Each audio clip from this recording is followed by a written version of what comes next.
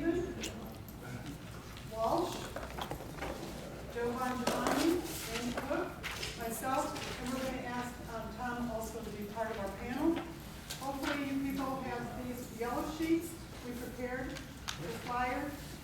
So I think some of the discussion will be centered around the flyers. Anybody doesn't have one, let me. Get me one too. So that this was the last one. Thank you. If you want to make a donation for Yes.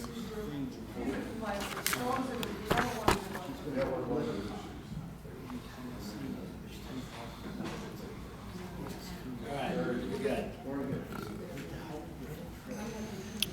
There it is.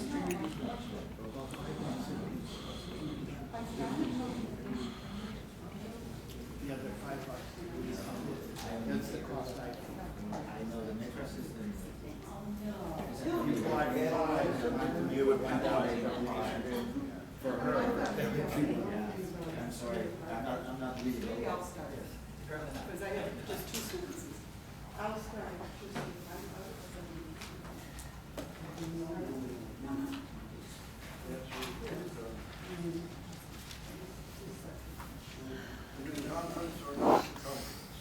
That's just the question. Whether it is nobler in the mind.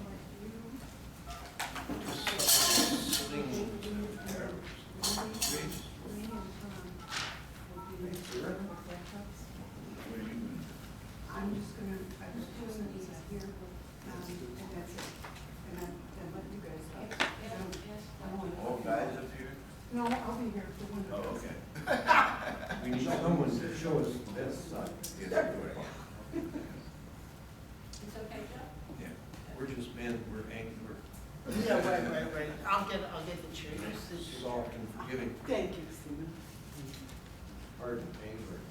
So we're going to get started with our panel. We prepared this flyer. Parity is and parity is not. It's the one in yellow. And so we were originally each going to take 1 or 2 points on this, and I don't know if Joe has planned to do that. And I think you'll lead the conversation, and then we can go down. I'm going to give my little spiel now. It'll take about 10 seconds. So I came to this because of farming, agriculture. I knew the state that agriculture was in because my whole family was involved in agriculture. So what parity is, it supports small-scale, helpful farming, and it's not a driving force toward plantation-style industrial farming agribusiness. The key here is on your reverse side, we have notes on the development of parity. And so at the bottom 2 paragraphs, one has some sample legislation that was assembled by Randy and Charles Walters and some others. And that gives you the verbiage that was proposed at one point. And then the next paragraph, I just want to share 2 sentences. Cook and Walters point out that parity practice was successful in the U.S. from 1942 through 1952 and kept us from a depression following the Civil War. They go on to World War II. Did I say? Okay. They go on. Just 60 years. Thank you, guys. They go on to state that today parity would provide for, quote, farmland preservation by farmers themselves, establish practical national food security, and make our entire economy work without the need for capital debt. So that sentence in itself says volumes for me because it's letting farmers make the decision for themselves. They're not going to, it's in their own self-interest not to pollute where they're farming, so long as they have some choices available to them. Okay, so we'll let, I guess, Joe, you're going to. Okay. Oh, yeah. Testing. That work? Yep. Okay. So, yeah, thanks. And, I apologize because I don't have any prepared remarks whatsoever, okay? I have no idea what I'll say next. But, but I'm really glad, to be here and to have the opportunity to, just have a conversation about the importance and the significance of what we're calling parity economics in our research of the topic.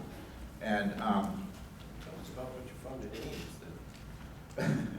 yeah, well, What you said to Tulsi Gabbard, or yeah, I'm not sure exactly where that's at right now. But the thing is that to me, you guys will probably be surprised because and I always tell everybody when my dad was a manufacturer, he was involved in window and door manufacturing in Long Island.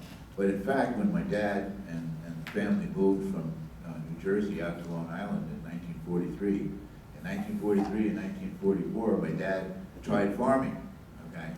And after 2 years, he realized that he better get back to work.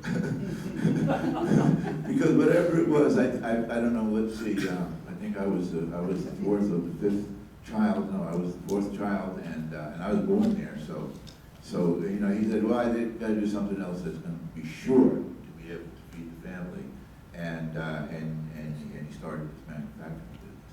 But the point is that my dad, throughout, kept an interest in farming, kept an interest in agriculture, kept an interest in what was going on with farming, so that when he got involved with monetary reform, which was a natural outcome of his business proceedings, I always knew that there was something going on with agriculture. That was part of it, and I could never really quite understand it. And I have to admit that I didn't take enough interest, but it persisted throughout. And in my dad's various attempts to try to get Congress to do something about the national economy through monetary reform, which he proposed in a lot of writings, Randy, that were very similar to the writings that are in all of those booklets, and that is to say, it's emphatic, it's to the point and real and kind of demanding of our political system to do what needs to be done and to do what's right. My dad's writing was all done in exactly that same theme and that same venue, and just as strongly as that writing, which is one of the things that actually gets me excited about it. But what is it then that that we're talking about? because my view. So my view. Randy. He tells the story about $2 a bushel and 20 cents a bushel. Prices for agricultural products, and the difference being 3 days apart or 5 or whatever time the auction opened. And so that conjures up that picture of somebody working all year, come to payday, and are you going to get the $2 or are you going to get the 20 cents? And that we cannot operate we could not operate one single aspect of the economy on that basis and still have a working economy. And so that to me is like a truism that's present, that only gets addressed through the raw materials part of it, because we go back to the beginning of that economy. That is to say, the agricultural in this case it could be any other raw materials that are covered by the group, but agriculture in this case. Why? Well, because again, all the 300 million of us, as Randy says, eat 3 meals a day. And so what's really important is that we have adequate quantity and quality to the food. And one of the things that we're losing by not having sufficient income, which to me always comes down to income, okay? Sufficient income for the farmers to not only produce, but to take care of the land, to take care of the soil, to make sure that the soil stays healthy and in fact, becomes even more healthy, if that's the right word. But that's a key to maintaining the economy, for the ability of the economy to maintain itself. And it's the only mechanism by which that can happen is if there's parity between the cost of production, or a parity relationship between the cost of production and the income that's received, or the price that they receive. To them it's income. The price that the market provides for them to have sufficient income. To do what? To pay their bills, you know? It's like if, you know, any one of us in whatever pursuit we were involved could think about working for a year and then get to payday, the annual payday, and to find that, in fact, there's not enough money there for you to pay your bills. You're not enough money there for you to pay your bills flat out. So what do? So what do? Well, if you're at that low level, you do two things. Number one, you borrow, and number two, you probably don't pay all your bills. You go into debt, and you go into what would just be considered to be bad credit. But the fact of the matter is that has an impact on the next guy. The people that provide all the stuff to all the farmers for all the agriculture. So the poor market day, that $30 billion a year, that Randy's book was holding up saying this is what we're missing, and that comes to the trillions that Randy says when we add it up over time, that's trillions of dollars that's not in our economy for the simple reason that there was not adequate income provided to the farmers, to the people producing agricultural products, whatever they are, for them to pay their bills. And so to me, that's the connection between parity economics and the monetary system. Because the monetary system is a taking of rent, for the money that we use. And if we drive, the producers into debt, naturally that's a taking out of the economy. Their income has to go to pay the debt that they didn't have to pay the bills. So it's a deepening cycle. To me, it's one of those kind of debt deflation cycles that where as long as you got to keep as much of the economy out of that debt deflation cycle as you can, but eventually it can very well take over. And so we're living today, to me, in a huge net deficit, if you will, to the income that the country needs, and that deficit is reflected in the amount of debt that we have out there, which has grown to the point of being unpayable already. And that if we don't correct it, if we don't do something about it, and this is really the key, to me, this is the thing that we have to be thinking about, is that the economy is not just money. I said this in my talk yesterday about what was in the 1939 program. No, to think that you could just have a money system that's working with an adequate supply of money, and that's going to keep things in the economy going. No, it's not going to happen. That's not going to happen. In order for that to happen, we need other things involved in it, internally in the economy. And that's how Randy's raw materials gear driving the whole economy gear is the concept that you got to keep in mind all the time, because if that raw materials gear is not turning it, then the size of the gear of the national economy that it's going to make work is going to shrink and shrink and shrink. And so this becomes to me, and has become to me now, a very, very important, critical aspect of what we're doing, because we are pretty much, I'll just speak for myself, I'm a socioeconomic revolutionary.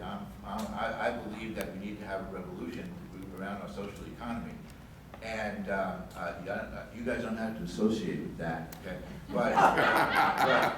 But that's how I see it, and in order for us to do it, we need to have true, real mechanisms, and nobody has, accumulated that reference. Nobody has accumulated that amount of information that can be used to prove, or at least to prove to the point of making obvious, that the outcomes can't be had without the inputs of incomes where they need to go on the base level, and that's what parity economics is all about to me. So I am, just to say, a monetary revolutionist, and now I'm a parity economics monetary revolutionist, all boiled into one. Thank you.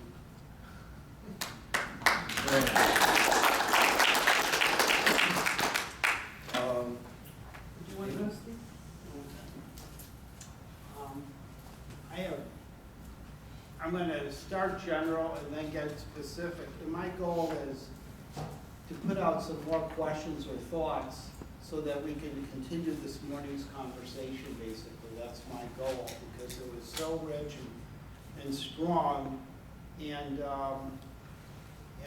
we were like a really, like a graduate school think tank here. So I'm honored to be with all of you.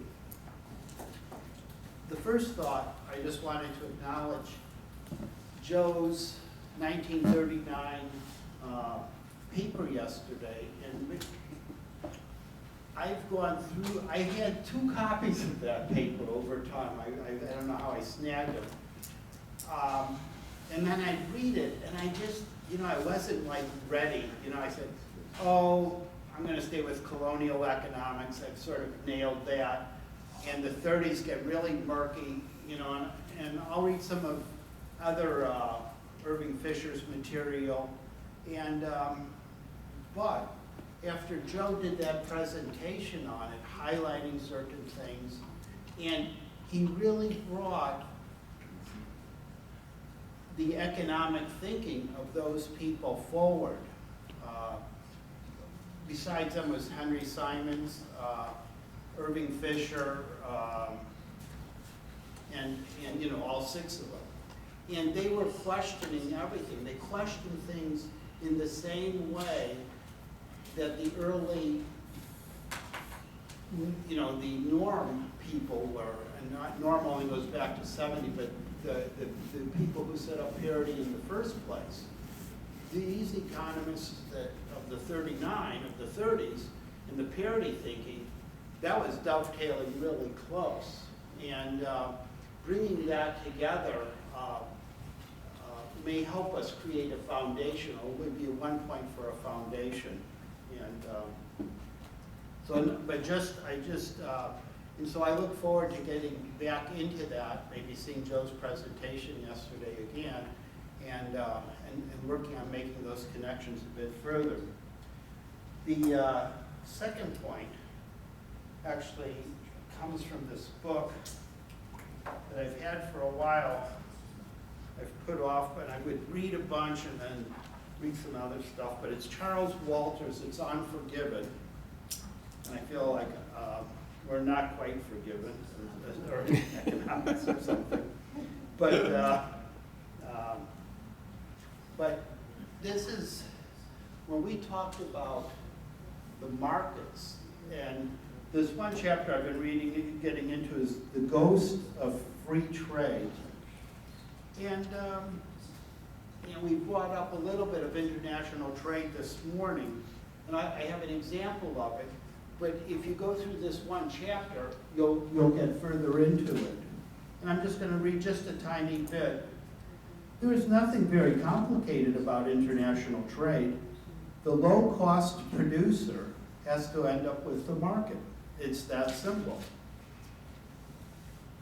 When world markets move higher than the wage and capital cost level in the United States, as they do when a depression has knocked the American economy down a few notches, then American producers can export their unemployment by underselling in foreign markets.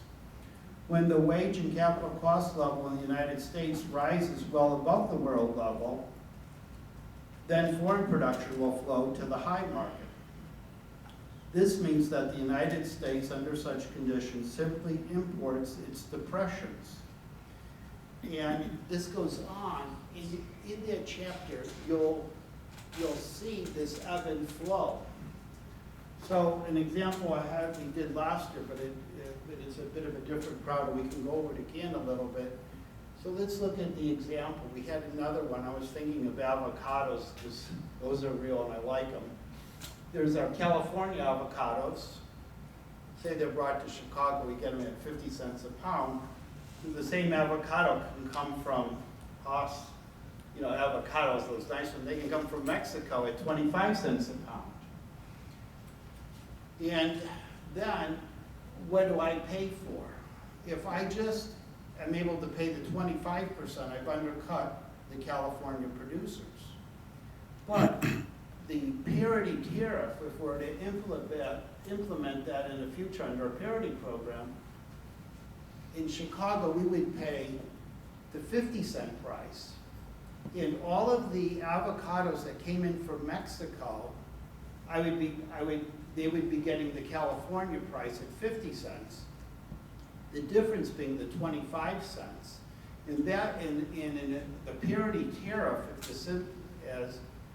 and we can talk about this, but the parity tariff would be 25 cents, and that would get accumulated for every avocado or per pound that came in.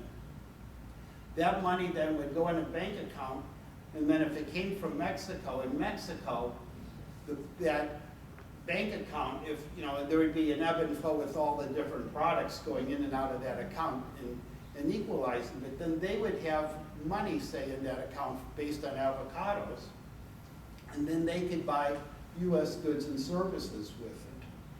So that keeps our production going, our economy going, but it also, it doesn't undercut our market, the California producers.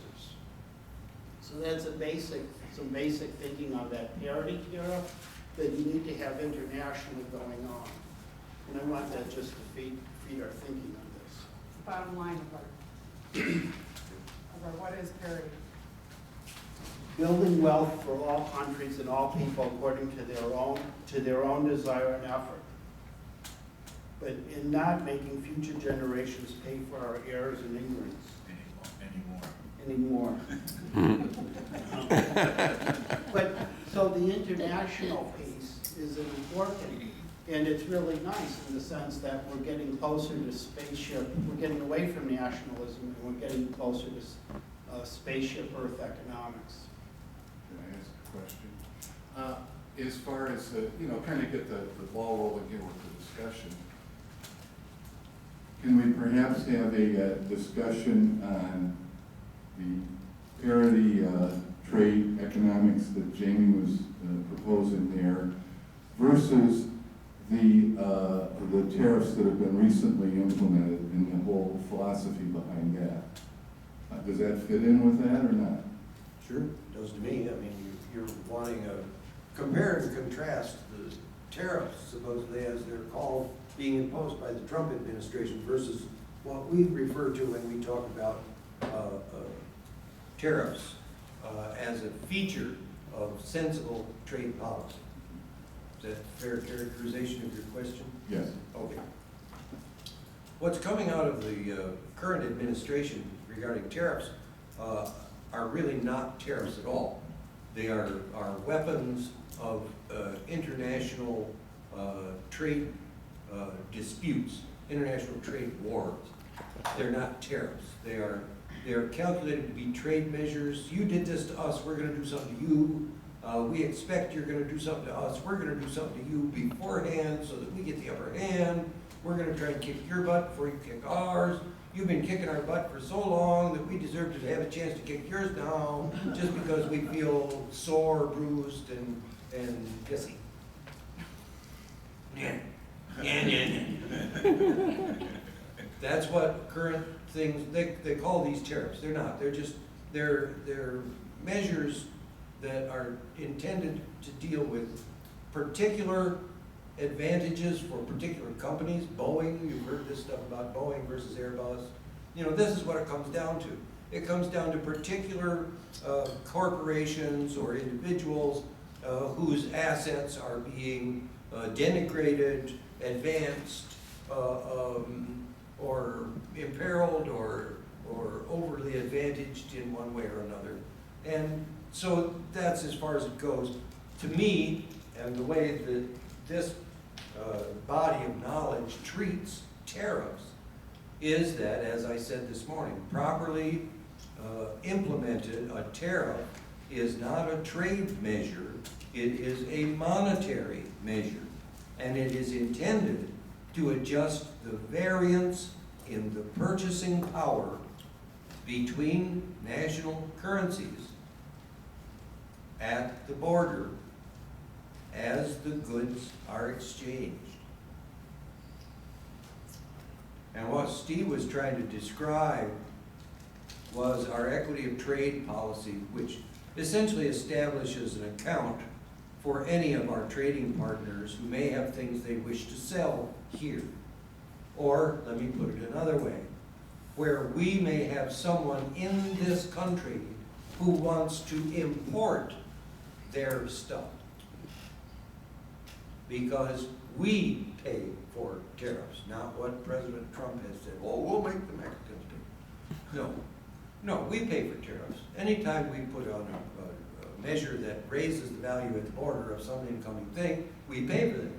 However, we get to choose whether we pay that tax or not. We can either choose to pick that item that got imported and has that impost laid on it, or we can buy a domestically made product. So we get to choose whether we want to pay that tariff or not. An example perhaps would be fair trade versus a free trade type thing, where let's take China, for example, since we have so much trade going on with China, and to say that if we're going to accept their manufactured goods, that we have to implement a tariff to make up for basically two differences.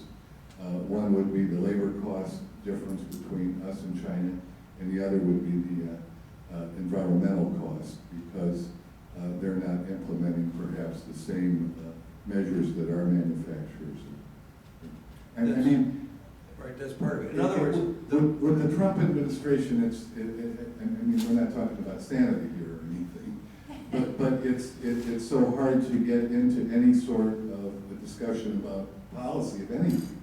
correct. Yeah, part of the, whatever cost may be reflected in our current price due to environmental regulatory costs. In other words, if we have a domestic price here on an item that includes the cost of scrubbing sulfur dioxide out of smokestacks, that's reflected in the price of domestic products. That's the kind of thing you're talking about, not being accounted for in a Chinese product. And so, those sorts of things is exactly what we're talking about, adjusting the difference in the purchasing power between the currencies at the border when it comes in those particular quantities. In other words, we know, we can calculate pretty simply what the difference in price should be, and we know how many of someone here, some one of us, has proposed bringing that across the border into us. There's a shipload of X number. So we can simply decide how much money it's impacting us by failing to produce it ourselves. We apply that cost across the number of items being imported, and there it is, that's the tariff. That money goes into an account for the origin country. At the end of 12 months, whatever bring in or export has wound up, whatever their balance is at the end of the year, that country can use that balance to buy anything we have for sale. Anything. So, The exporters in that country, I'm sorry. exporters in the foreign country have the choice. Correct, yes, the country of origin. No, I think what you're saying is slightly different maybe than, I'm going to give this to Sue. The what we're thinking of, what you're saying is that the tariffs, okay, we get the tariff on Chinese goods. Right. And it accumulates over the year. And then we give that money to China, We let them spend it. and we let them spend it in our economy. See, most people think that If that it's money would go into our positive. treasury as a tax. But I think it's a Sue. Well, we can, that's just one possibility. I'm not proposing it as a die-hard. Okay. Must be implemented this way, particular requirement for parity operation. But the difference in the purchasing power of the currencies has to be handled in order to maintain our money, our currency, with a constant purchasing power domestically. Because it is possible to disrupt our purchasing power by quantities of import from a foreign country with a different currency that has a different purchasing power. And if we bring that stuff in here without recognizing the influence it will have, here's an example that Carl Wilson used to give. He used to talk about a watch, a Swiss watch. Said, look, the Swiss watch can be imported from Switzerland at $10. It can be produced domestically in the United States for $6. So we import the Swiss watch at $10. Now, what we've done is not pay ourselves the $6. And we've spent the $10. So it essentially cost us $16 to import that Swiss watch. So, be careful how you count this stuff as to the impact it's going to have. Plus, it may have thrown that watch worker out of business domestically. He didn't have any work to do. And so all the other pieces of account that he may have contributed towards didn't get contributions. So,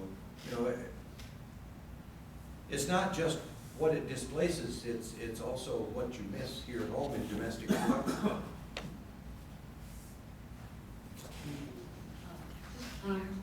My question about parity, equity Equity of trade. of trade, is that the money in the fund is used by the importers and exporters in each of the countries. And then, if I remember correctly, after a year, if they don't use it, it would go to the government Yeah. or wherever we want it to go. Yeah. It would revert to the, try and zero out the accounts. Right.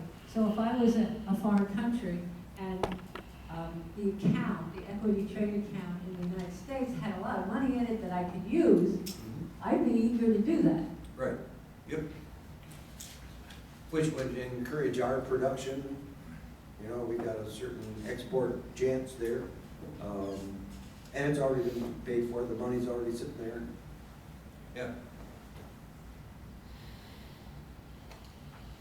Comments, thoughts? Tom, did And you we want to answered add? the questions. That's, Well, maybe I have a little bit different take on the equity of trade. I might, I'm not sure. But I would start with the Trump tariffs. First, I don't think a guy that can't spell economy is going to be very good at some policy. So if you start there. that's a bold question. Yeah, I know.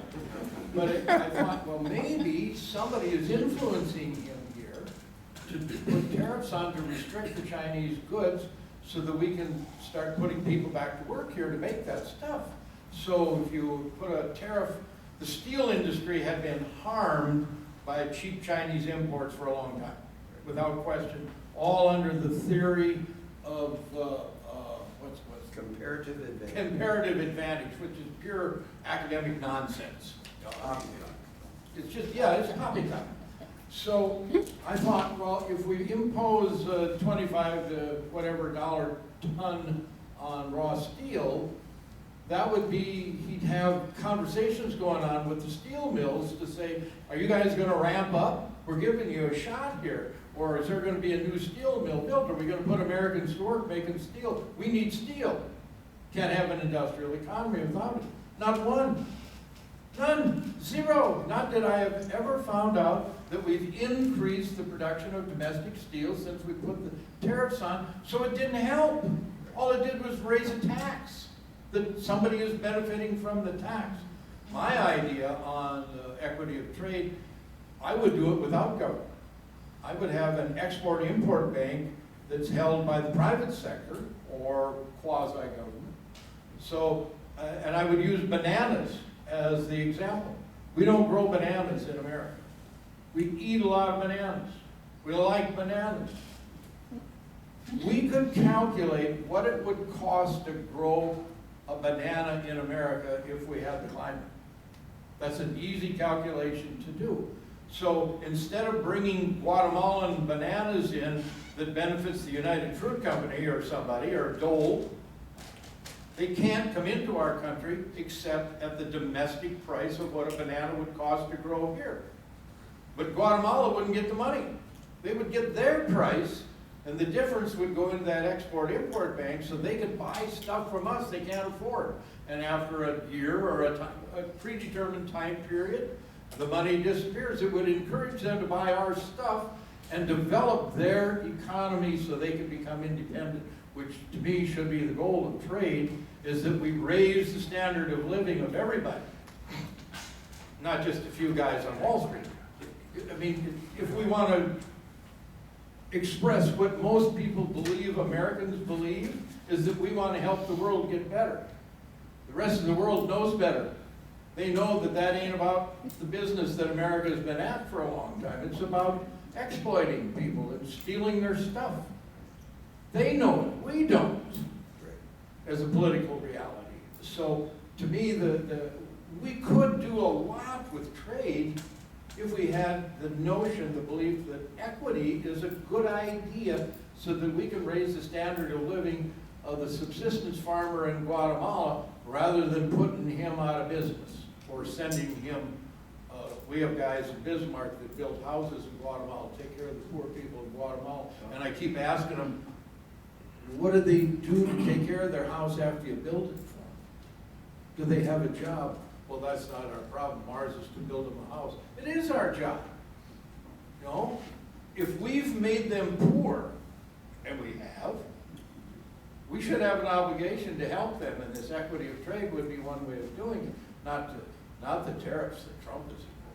That's just nonsense.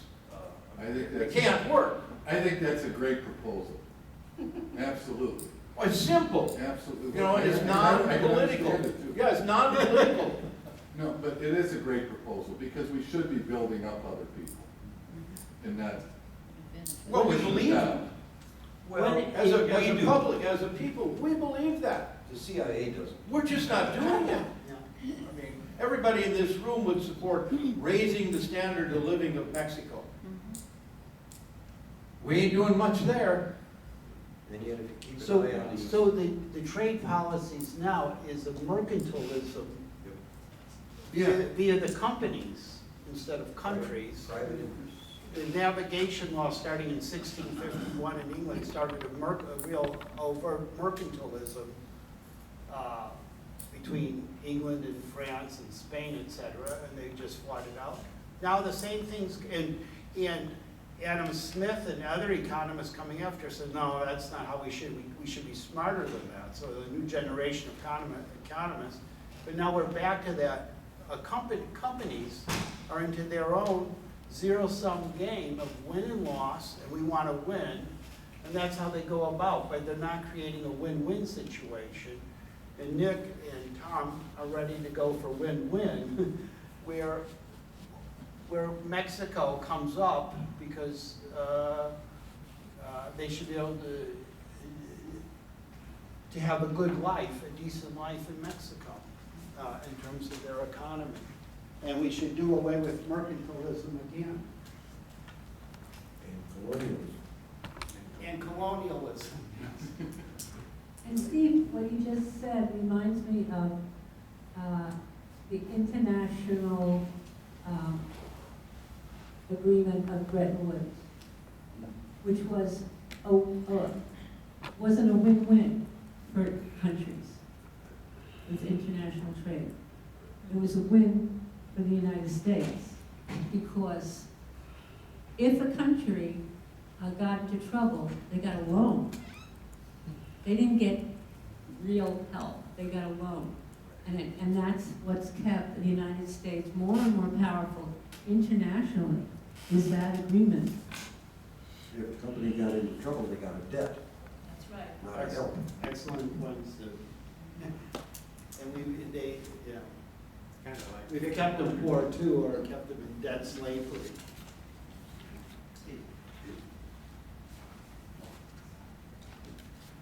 I can follow the whole trade issue when we talk about raw materials and finished products. Right. But the international economy or the globalized economy is now production chains.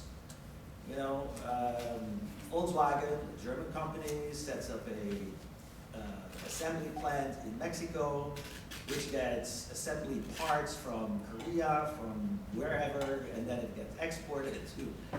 It's a very complex system, but how would you deal with that kind of complexity that's now emerging? but that's all according to tax policy, industrial production policy, monetary policy. That's why those chains are constructed as they are, is to take advantage of any little tweaking chance to get on top of somebody else's monetary or fiscal policy. And yet the volume of money being exchanged around the world 24 hours a day in the globalized banking system, 95% of the volume of that has absolutely nothing to do with settlement of goods. Nothing at all. It's all speculative currency trading. What would you do about these chains of, are you proposing that we have to go back to an international trading regime where only finished products can be? You can trade whatever product you want to as long as we reference the costs to the home currency. If you're gonna cross a border, then cross the border with the recognizing the labor rate where the border has been penetrated. Yeah. And then including maybe also the fair trade and the externalized costs, the ecological costs. Yeah, absolutely. I just want to be sure that, we can make it simple by saying like, only finished products can be, exchanged. Well, I can't speak for anybody other than the United States because I don't live anywhere else, and I don't give a chance to vote anywhere else. This is where I live, this is where I vote, and this is where I get to have a say. So the only thing I can say, I can't speak for New Zealand, I can't speak for South Africa, I can't speak for Canada. I hope they get their senses together and decide to do the same thing. But for me, all I can say is that I know pretty well what the labor costs, labor structure costs are in the United States.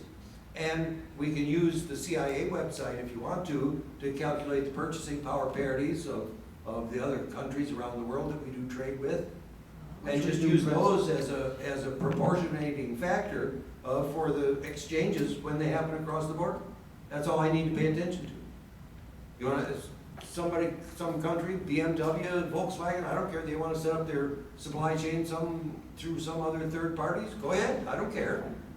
I know that when you penetrate my border, here's what's going to happen to you. And that's it, make your choice. Notice Randy made a point, we haven't made it yet, but the CIA calculates parity between between as many countries as it can, because it's using this as a data point of information for them to work on trade to the best advantage. Yeah, I wasn't joking, the CIA has a website, I don't know if you've ever. Yeah, with World Facts or something. Yes, right. Yeah. World Fact Note. That's my question. That's my question. Why has the CIA done this? Since when? Right. Yeah, they've done it for, probably 40, 45 years. They didn't put it on their website until the last 10 years because there wasn't any website to put it on until the last 10 years. But that's just history. What's it called? But why did they do it? Why? As the World Fact Book, I believe, is, if you can Google that or internet search it, I think World Fact Book CIA, and it will list PPP, that's what they call it, the purchasing power parity of the various currencies. And the reason they calculate it is so that they can estimate the power of the economy in these other nations. Yep. You know, the CIA, what was it, Ajax? Was that Operation Ajax? Operation Ajax in Where we overturned in Mossad Iran? Yeah. in Iran. That was, look how that's biting us now on the nose. It's absolutely ridiculous. And yet, I know, well, the other thing that happened with Iran was that when the hostages, at the embassy, at the end of Carter's administration. Iran-Contra. Yeah. Well, the Iranians took the hostages from the embassy and held them for 444 days. Yeah. Do you realize how that got settled? It wasn't just that Reagan got elected and took the heat off the Ayatollah so that he could save face. There was actually a ransom payment made to the Iranians to free those hostages. Wow. And the guy who carried the bag was the lawyer for the Four Farmers lawsuit, a man named Walker Todd. He actually carried the money in a bag through through Frankfurt, Germany, into Iran, to make the payment. That freed those guys. But that's the kind of stuff it takes. You know, those. It's. I don't care what they do. I can't speak for them. I don't know. I can try and talk as sensibly to them as I can. That doesn't mean that's going to work. It doesn't mean it's going to have any influence over them. All I do know is that what I've got here. I know that historically we have tried for years to make sure that the Mexican peso is worth no damn more than 5 cents. Why? Why would we take that attitude? We even set up, when the peso failed, what was it, 20 years ago? Yeah, 1990s. Yeah, we set up what was called the Mexican Peso Reclamation Act or something like that, bank. We set up a bank. There was a bank that was set up. And to do what? To try to redeem the Mexican peso. Well, supposedly, yeah. How come it's still at a nickel? Because we want it that way. And I say we, that's, you know, the guys in the Wall Street area of New York City want it that way. That's what that is. The international banking interests want it that way. That's our money, folks. People using our money to accomplish their ends with our silent consent to let them do so. I don't think we can stand it any longer. We have to either point out to them that, okay, that's your money, not ours. Or we have to say, it's our money, you don't have it anymore. One or the other. But something has to turn. That's up to us. That's part of monetary reform. The public issue mandate is absolutely essential. But we have to decide what that's going to be. Is that going to be a reclamation of Federal Reserve notes, or is it going to be an assertion of a new currency, United States notes? What's it going to be? We have to decide. Nobody else is going to. Jan, did you have a question? Yes, this, It's on. okay, my question is about the 95% of money circulating for speculation. That is really alarming. Yes, it is. Can you explain a little bit more about that, please? Yeah, you want to talk about it, Joe? No. Well, that's a number I've heard. Over there, Joe. I don't know that I can prove that number to you. Pardon? I don't know that I can prove that number to you. It's a number I've heard. I find it believable because the amount of actual settlements of traded goods. In other words, the big problem in international trade has always been, how do I get paid? If I'm the producer, if I'm the guy that's produced a pile of stuff that got exported, how do I get paid? If I exported it to Mexico, do I get paid in pesos or dollars? What if I get paid in pesos? Exactly. But it's like Grace Slick said, it's like, All of them. you know, it doesn't mean shit to a tree. You know? Grace Slick said that?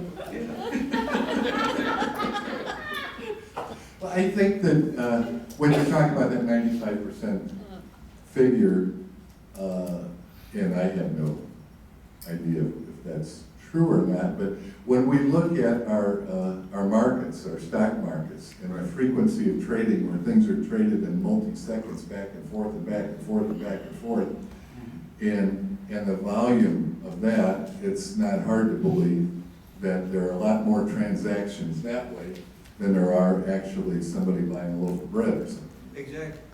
Particularly a loaf of bread across an international boundary. At 3 cents to the farm Correct. for the week. 3 US cents, yeah. I have a question that actually came up in my thinking this morning in the discussion that we had. And it's this, I guess this question comes from my reading a book some of you may be familiar with by Adrian Kuzminski called The Ecology of Money. And in that book, he makes the argument that although, as you have pointed out from Sadi and so on, that wealth has to precede money. Nonetheless, once the wealth is out there, to use that wealth effectively often needs an investment of money, whether it's to buy a farm implement or to build a factory or whatever. So he argues that there's always going to be need for lending, therefore for debt, in order to be able to do this kind of thing. And he argues that the problem we have is not debt per se, but the interest charge